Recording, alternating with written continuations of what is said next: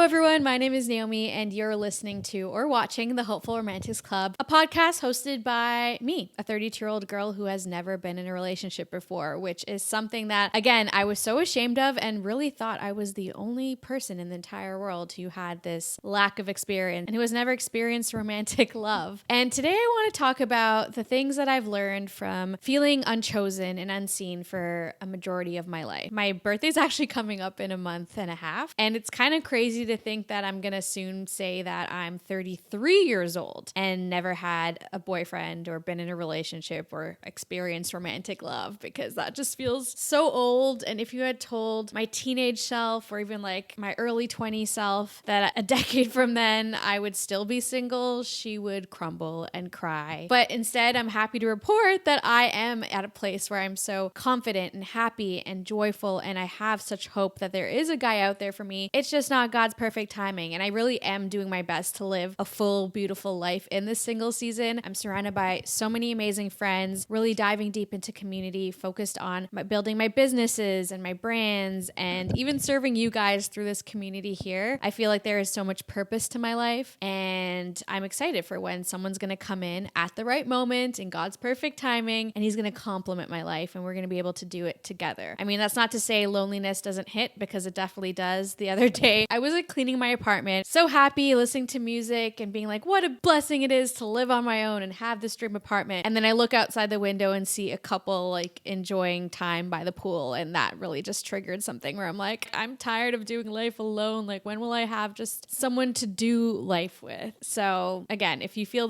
the waves of loneliness, know that that is completely normal. So let's get into these lessons, shall we? Number one, not being chosen does not mean I'm unworthy. And in fact, I was chosen, maybe not by a romantic partner and a hot guy like I imagined or saw in the movies, but I was chosen by my parents, by my siblings, by my friends, by God. I was seen and loved and cared for and respected. And again, your worth does not even come from another human being. And even if you don't have all of that, you are still whole, you are enough, and you are deeply lovable. And your worth really does come, whether you're Christian or not, like God loves you and he sees you and he created you.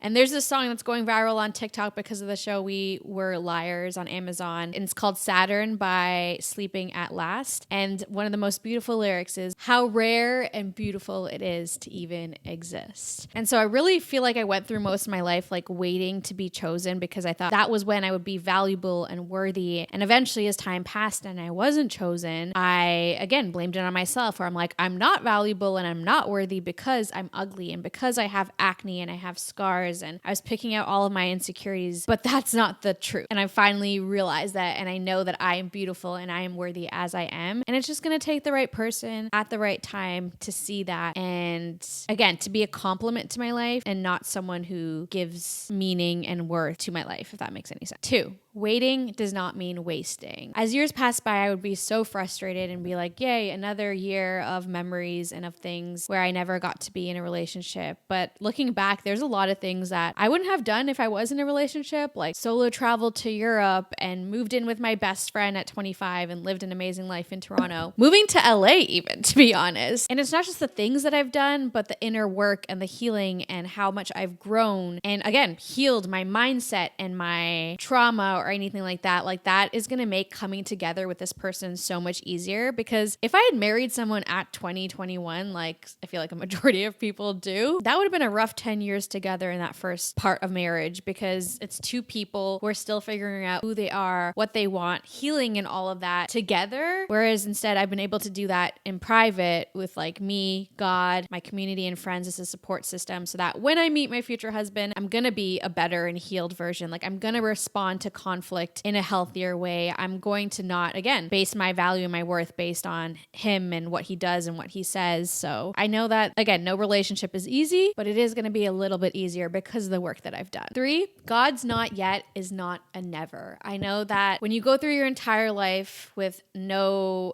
sign, like I feel like I always describe my love life as a desert with tumbleweed, rolling by. That doesn't mean that there's absolutely no one out there for you. I mean, earlier this year, I even like met a guy at a conference in the most random way, and I didn't even have to try. And I felt like that was even like a little sign, a piece of evidence, a God wink of how quickly things can change. He was not the right guy for me, but he was a super cute, eligible bachelor who, again, I didn't even know existed until that moment. And so holding on to that hope and knowing that if that desire is in your heart, I truly believe it will be fulfilled. 4, comparison is a trap. And it's one that I've had to fight often. I think we all do in all areas of our life, like not just our romantic life, but in our careers and family life and all of that. And I feel like social media sometimes definitely amplifies that. So I've just had to set healthy boundaries that have really helped. I've muted a lot of people from high school and university, to be honest, because I don't need to compare my timeline to theirs. And so don't feel bad for setting necessary boundaries. Don't feel bad for kind of putting blinders on and focusing on your own life and your own lane,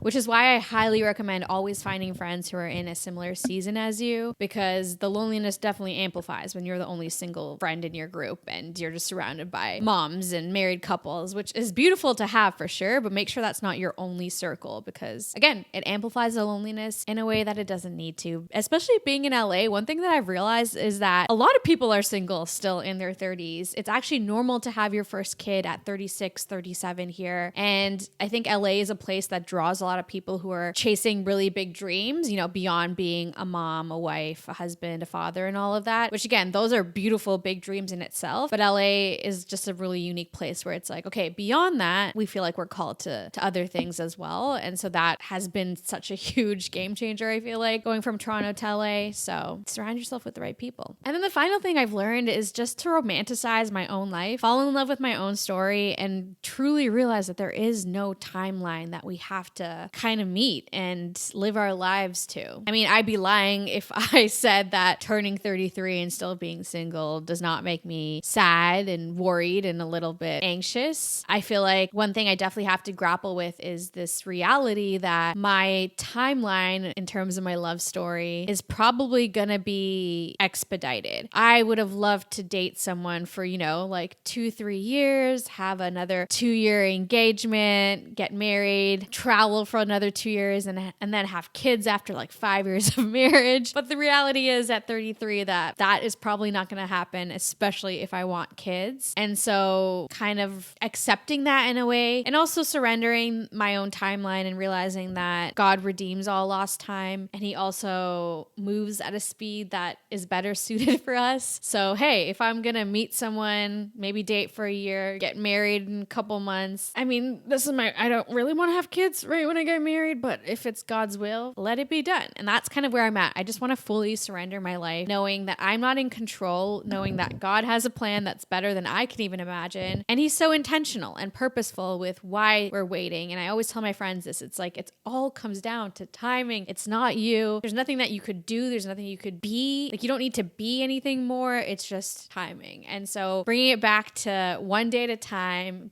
waking up and being like, okay, what can I do today? I think even realizing today, like, what is in my control? For example, if you really want to meet someone, leaving your house is in your control, because I don't think God can magically, send you your Amazon driver and he's your future husband. I mean, that could happen, but doing the little things that we can do, like putting ourselves out there in that way, I think is important. I officially deleted the dating app, so I am not on that anymore. I truly believe I'm meeting my future husband in person. And so I'm excited to just, again, take you guys along this journey and let you know that you are not alone. There's nothing wrong with you. There is nothing more that you could do or that you should have done. There's no what ifs or the even ifs. There's just life. Living life, realizing that you are a gift, life is a gift, and do your best to live your best life while becoming the best version of yourself, because love, romantic love, is out there for all of us. I truly believe it. But as always, thank you for listening, and I'll see you next time. Bye.